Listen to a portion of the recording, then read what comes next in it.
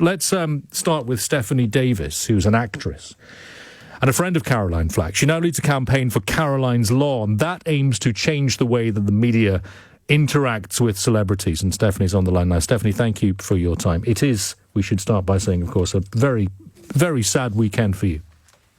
Yeah, very sad. Firstly, I just want to say my thoughts and prayers with Caroline and her family at this absolute tragic time. But thank you for having me on to talk about this, to try and get more help out there. OK, there's a lot to unpack, I think, in this story. At the heart of the story, we must not forget that we're talking about the tragic death of a young woman. She does, however, appear to have taken her own life because of a variety of pressures that were on her. What part do you think that media attention played in those pressures? I think you played a major part. In fact, just before we had this phone call, I listened back to the voice notes that she'd sent me, and she was saying how she used the word soul destroying this situation was to her, and how everyone has just jumped on it. And I was trying to reassure her to be like, people should not be pointing fingers until they know facts. And the thing is, I don't personally understand what's happened to our society as humanity right now. Like, we should be helping each other. We're all humans. We all make mistakes. You know, we all live and learn. No one goes through life perfectly, but we should be helping each other, not pointing the finger and jumping on the bandwagon, because she's a human. You know, she had feelings. She was a good person. She just had struggles. And I think it's an absolute devastation of what's happened. And, you know, like I said online, you know, this isn't suicide, it's manslaughter. Where do you think the coverage went wrong? I think that Fathers for Justice were totally wrong. I know that really, really affected her. And what did they say? Just remind us for anyone who's unfamiliar. They basically just put out there that she was a man beater, basically, and that wasn't the case. You know, I know that Caroline has been on the other side of domestic violence herself, and this was just a situation that got out of hand and should not have gone everywhere like it did. Like for normal people, if something went to court, wherever, this was plastered everywhere. The press, which needs to be changed, which I've obviously put in on my petition, you know, are releasing information and source quotes that aren't even true, leaking things. And it's like, it's easy. I could call up and say, I'm a source quote, and if you're reliable enough, you print it. And I've been on that side myself.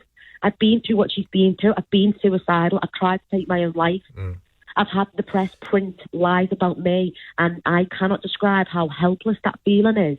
And that's exactly what she went through. And I think it's a disgrace. And it's time that we stick together as humans and make a change.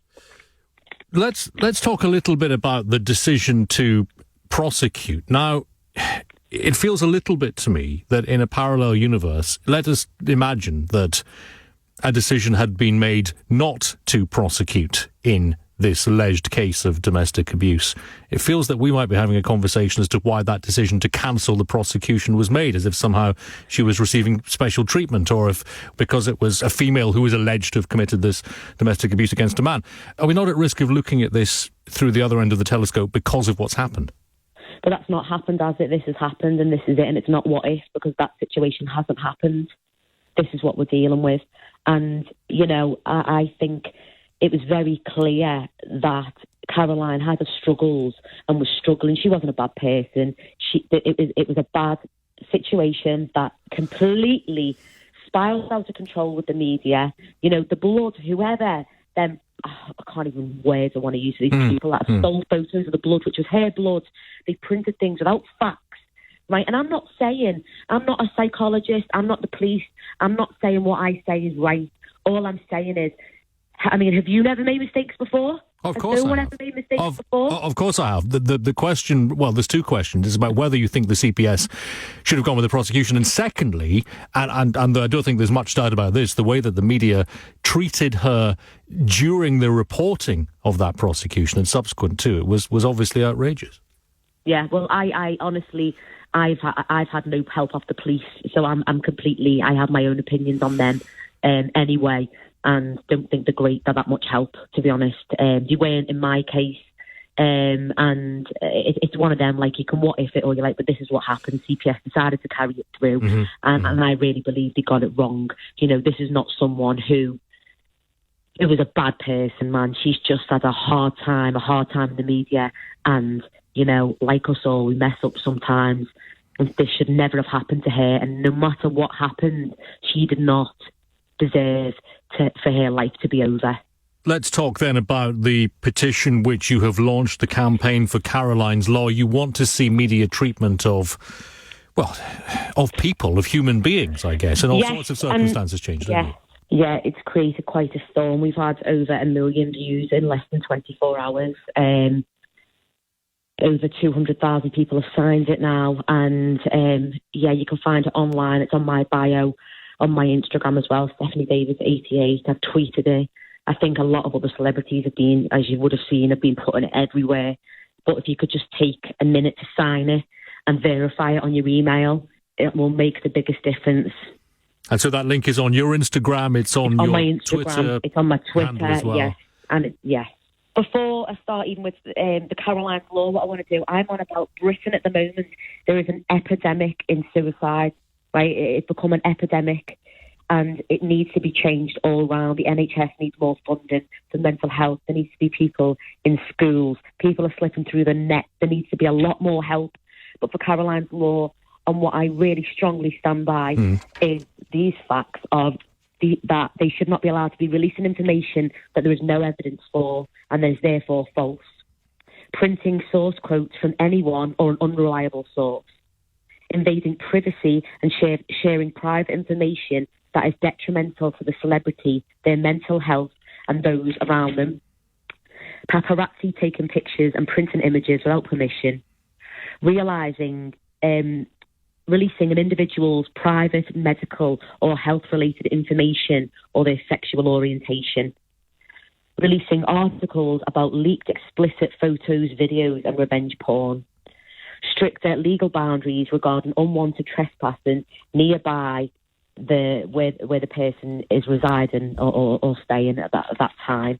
But we need to come together as to make a massive change, because suicide is at an epidemic rate in Britain, and this is serious. It's enough's enough. One of the problems here is that programmes like Love Island, and I'm not being high and mighty when I say this, I'm just not interested in Love Island. I've never seen it. I've never watched a minute of it. But these programmes prosper because people choose to watch them and people become invested in those characters, as far as I can understand. And then they wrongly feel that these people, I guess this extends to the hosts as well, they wrongly feel these people are public property. They can be torn apart and toyed with their will. Terrible. So to an extent, and I'm not defending the tabloid press here at all, but they are simply reflecting what a big chunk of our society feels it's appropriate to do, aren't they? People think that it's like, I don't know, because the thing is, if the press, with what they've done, if this was in a relationship, it would be an abusive relationship.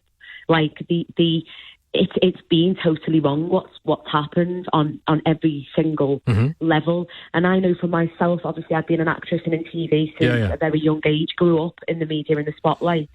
When I was younger, I'd give anything to be in the public eye. I wish for anything now that I wasn't in it. But if I can use my platform to change even that 1%, I will. And it's a shame. And I reach out to all these people who see what they see on Instagram and want to be famous and want these reality TV shows. And then when they get it, they realise they're paying a price and it's not what they thought it was. And so much more comes with it. Is it time to pool these shows we have with Jeremy Kyle? Is it time to say that Love Island will always appeal to base instincts? It is dehumanising, it is brutalising, and it is in no way a nourishing, healthy experience for those who go on it. Is it time just to say that's it? We don't do this anymore. Yeah, and I think where's the duty of care? And I think something has to happen now. But can there ever be a duty of care? I mean, yes, you can put lots of structures in place to help people to take part in the show, but isn't that just addressing the symptom rather than the cause? Is it not better to take programmes like this off the air altogether? Probably. Yes, because people don't realise what happens and what comes with it. There's a price to pay, and unfortunately that's just the way it is, and it's very, very sad.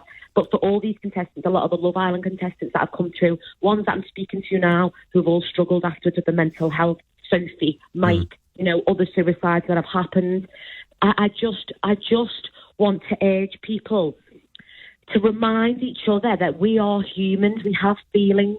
Let's stop pointing the finger and tearing each other down when someone makes a mistake, and let's start thinking, how can we help this person? How can we make a difference? And it's all well and good people saying, oh yeah, I'm devastated about this, but we need to come together in order to make that change. And I don't mind going to Parliament and fighting this. I want to do this, but I need everybody's help in order to make that change. So we're not just talking about it and this gets blown over in a few weeks' time like everything else happened in the media, and then it's someone else. This can't happen again. Enough's enough. Here's something I found staggering and depressing in roughly equal measure. The Mail Online. And this was certainly up as of a couple of hours ago. I've not checked it right now, but it's been up for some time. Exclusive, and this is in the sidebar, the so-called sidebar of shame. Exclusive, Caroline Flack's ex-fiancé Andrew Brady looks downcast as he reads his phone in Australia hours after the Star 2 Corona Live. And it's a picture of him looking at his telephone. That's presumably there because there is a demand from people to flock to it and read the story and have a look. So, yeah. And you know what's disgusting? The press will probably, in an absolutely disgusting way, and this is true.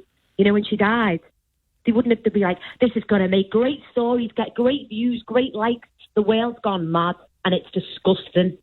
And I don't want to be part of that, but I do want to be part of this change. I'm going through a lot at the moment, and it's brought up a lot for me because obviously I tried to end my life last August. So it's brought up a lot, and I'm just trying to do my best. You know, I'm not a professional. I'm not saying that I know everything. All I'm asking is for us to all come together and make a change, to get more help in schools. Kids are slipping through the net. NHS need more funding. The waiting list for people who are struggling for mental health is longer than 8 weeks.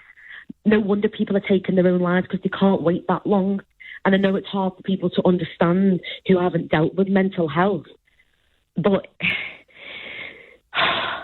to know that you don't ever want to wake up and feel that pain, I can never describe it to anyone. And people who've been there know what that feels like. And I wouldn't wish that on my worst enemy. And I can't believe she's gone. She's gone. That's it. Why couldn't we just help all these people? Slating her when this all came out and then posting RIP. What's happened to the world? She's not an evil person. She didn't do this on purpose.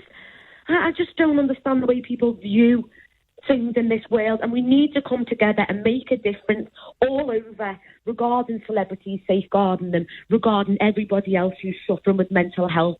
Britain is in an epidemic, and I want to be that person to say something needs to change, and I will fight it all the way. All the way.